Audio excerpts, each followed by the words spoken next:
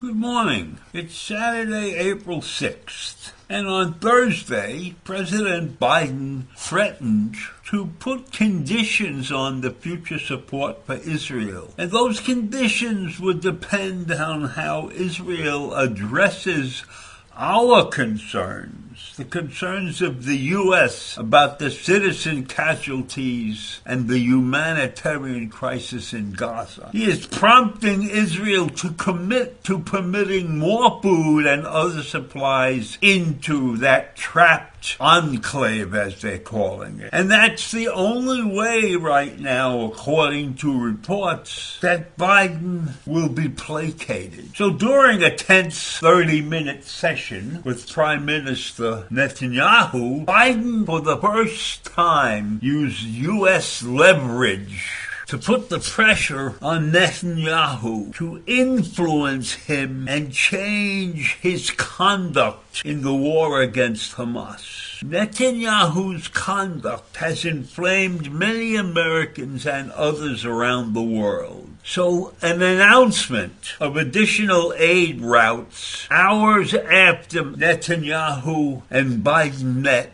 may satisfy some, but not all of Biden's demands.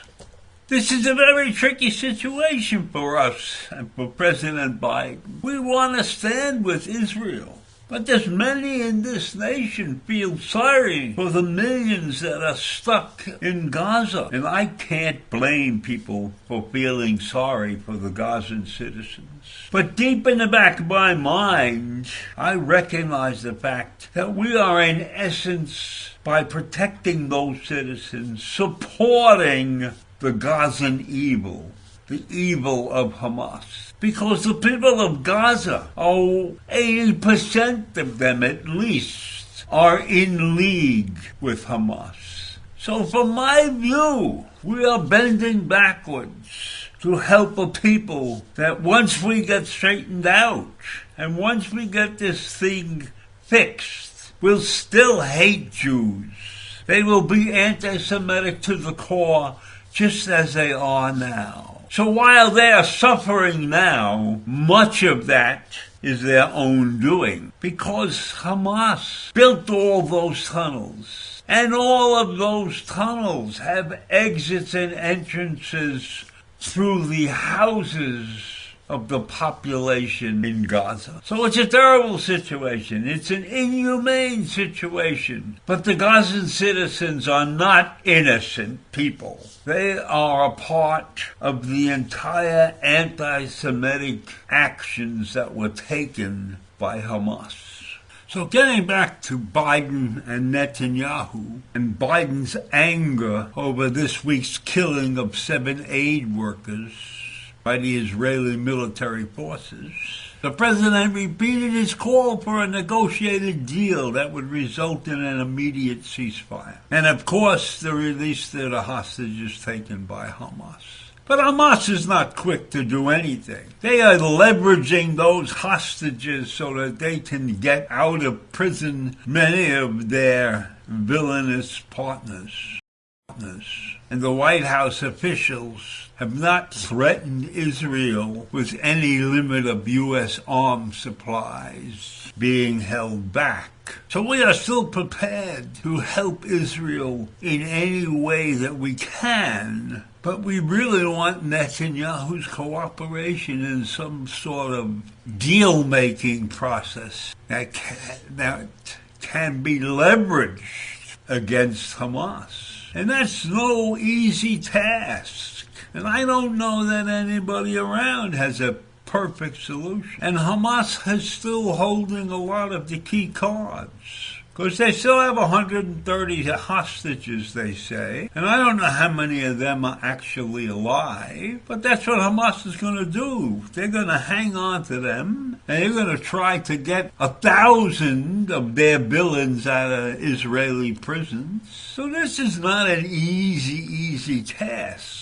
And it's not easy to recognize the fact that treating the Gazan citizens inhumanely, so to speak, should be not necessarily stopped. I say this because the world conveniently is overlooking the fact that the Gazan citizenry is in cahoots with Hamas by allowing them to use their houses. Now, maybe it's a dictatorship and they can't help themselves. That may be true, but I believe that many probably volunteered to allow them to use their houses in conjunction with their tunnels. Sorry I got sidetracked. And getting back to the original discussion, the government of Israel said it would increase deliveries to Gaza through the port of Ashdod and an Eretz crossing. That's a checkpoint between Israel and northern Gaza. And that's the way that Hamas attacked on October 7th. So Israel has kept it closed ever since, but now they're going to open it up to allow deliveries to get made into Gaza and relieve some of the problems that are happening to the citizenry of Gaza. So Mr. Netanyahu agreed to additional commitments intended to make President Biden feel better. And among other things, the officials said that Israel would promise to institute more measures to reduce civilian casualties and more measures to allow negotiators who are brokering a temporary ceasefire deal in exchange for release of the hostages.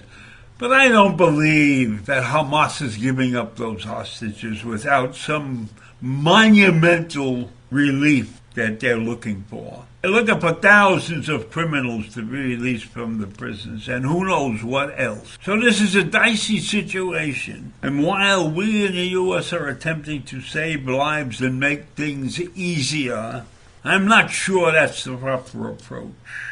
Sometimes you have to take your villainous enemy by the throat and squeeze. I don't know that anything that we're attempting to do is anything like that. And then, of course, we have many in our own country, many in the United States, who are in favor of leniency. And I don't believe that being lenient with a group like Hamas is the way to go. And yes, I feel very sorry for the hostages, but I don't even know how many of them are alive right now. So if I knew all of that, I could make a better decision, and so could we as a country.